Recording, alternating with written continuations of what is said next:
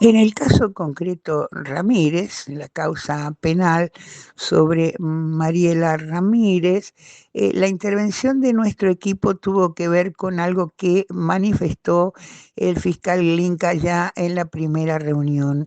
Anunció con la certeza con la que suele acompañar sus declaraciones. El fiscal Glinka es un joven que evidentemente tiene una buena formación, que es exhaustivo, prolijo, inflexible, administra con fuerza sus argumentaciones, manifestó que este no era un caso de estereotipo de género. Pues justamente lo que yo vengo a objetar aquí es que no solamente acá juega un estereotipo de género, sino una cantidad de estereotipos, pero vamos a concentrarnos, o me voy a concentrar sobre todo en el primero, en el estereotipo de género que anuncia el fiscal que no existe. En otro momento me ocuparé de muchos otros estereotipos que han estado girando alrededor de los debates tal como fueron emitidos por la señal de YouTube. La primera evidencia de que existe un fuerte estereotipo de género es en el sesgo que fue dado a las interrogaciones a los distintos testigos, ¿no? En el caso de las testigos mujeres, y en la mayoría de los casos la actuación tanto de la fiscalía como la defensa fue de preguntas que intentaban profundizar sucesivamente sobre los dichos de la propia testigo. Eran preguntas incisivas, progresivas, en el caso del fiscal muchas veces acuciantes, deslizando una terminología que inducía a la testigo a actuar a la defensiva más que a exponer sus verdades o su experiencia de forma calmada. Esto fue en algunos casos muy evidente. Y en el caso de los hombres, que pasaron no muchos, sino que varios, la actitud de defensa y de fiscalía no fueron las mismas.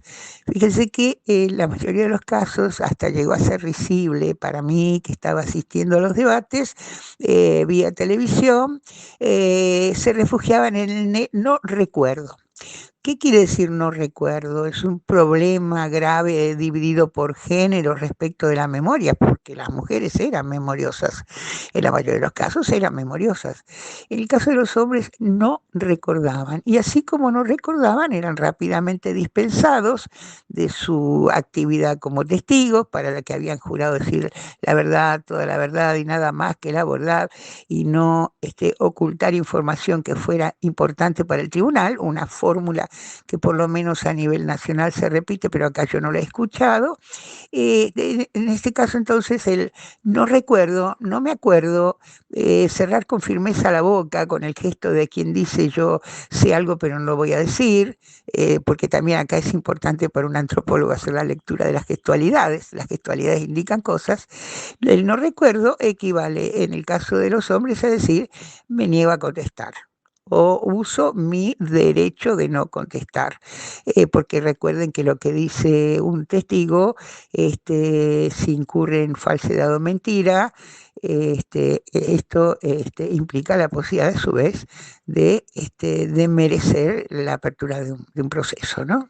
En suma, los testigos masculinos eran pocos, no fueron especialmente indagados, no fueron incitados a recordar aquello que decían, que no recordaban. El caso de las mujeres, en cambio, sí, muchas prestaban alegremente o tranquilamente declaración y otras eran inducidas sistemáticamente a hacerlo.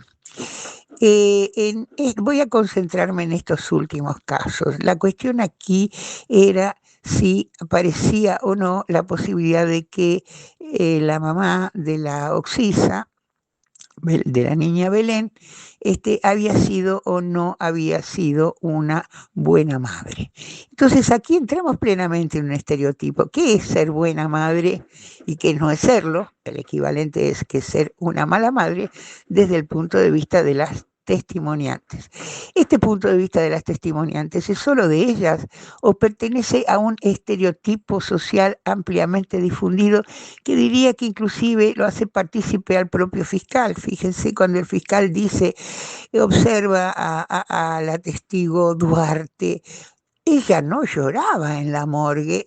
No llorar es un indicio de desatención o de falta de duelo o de falta de pena, que no lo está diciendo la testigo, esto lo está induciendo el fiscal.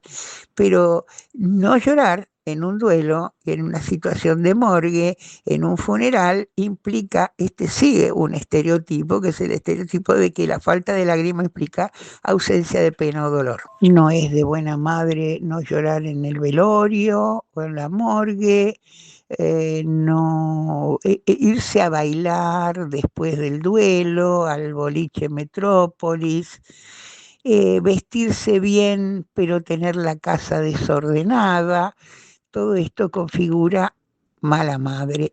Hay que recordar que Mariela Rodríguez fue cargando a lo largo de su vida, 48 años, con varios estereotipos.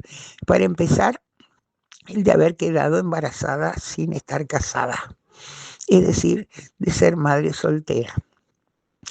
A seguir, el de ser una mujer divorciada, ya que se separó del marido. A seguir, ser una mujer con un ingreso que no podía respaldar un nivel de vida de clase media acomodada. En cuarto lugar, pasar desde niveles de vida relativamente desahogados a medida que se separa de su pareja, ya no puede seguir pagando el alquiler, a ser pobre, a vivir en lugares de menor calificación social. No llega a ser un indigente, pero evidentemente todo en ella implica lo contrario de lo que significaría una trayectoria exitosa. En vez de ser una trayectoria ascendente, que forma parte también de un estereotipo social, las trayectorias solo deben ser ascendentes, ella inicia una trayectoria progresivamente descendiente hasta llegar a este caso, el extremo, que es ser acusada de una muerte en un tribunal. Es el fondo, realmente el fondo de una trayectoria de vida, el más triste, el más doloroso. Por otro lado, ser buena madre implica que hay un padre presente. Es decir, debemos recordar esto, básicamente es una dupla. La sociedad padre-madre, la sociedad parental, implica siempre dos personas y como se ve en la vida de Mariela, ella aparece inicialmente ya con esa falta.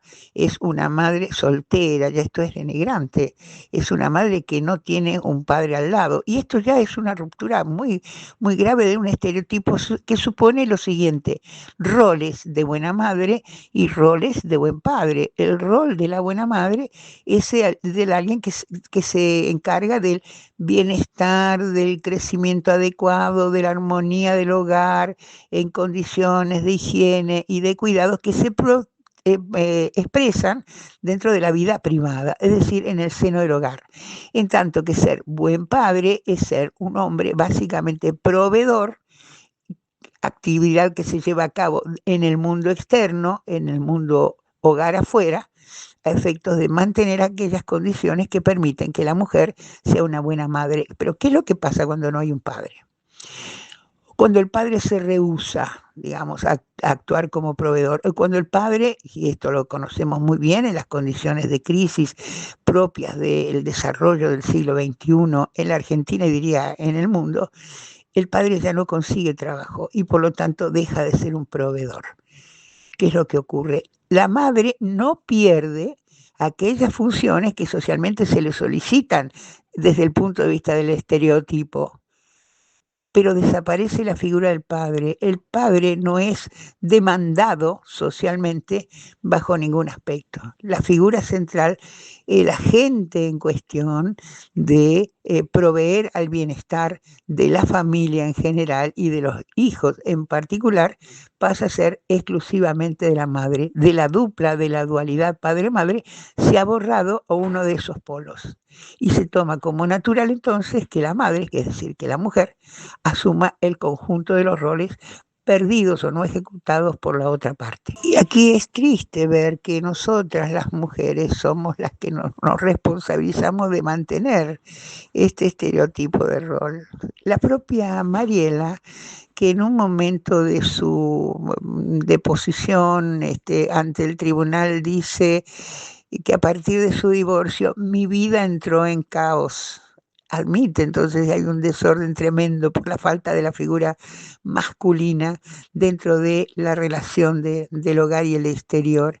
Mi vida se convirtió en un caos y más adelante también dice lo siguiente, yo creía, no, dijo así, yo podía con todo, yo creía que podía con todo.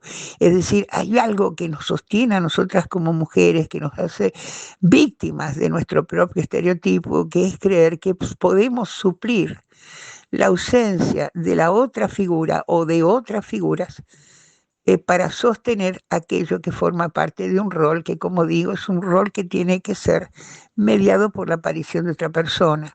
Y si esa persona, que es el masculino de la supuesta pareja ideal de una familia que es totalmente ideal, porque en la vida real sabemos que esa familia ideal aparece muy pocas veces en nuestro entorno, a veces ni siquiera en nuestras propias vidas, ¿con qué se suple? Y se suple con el entorno familiar y vecinal.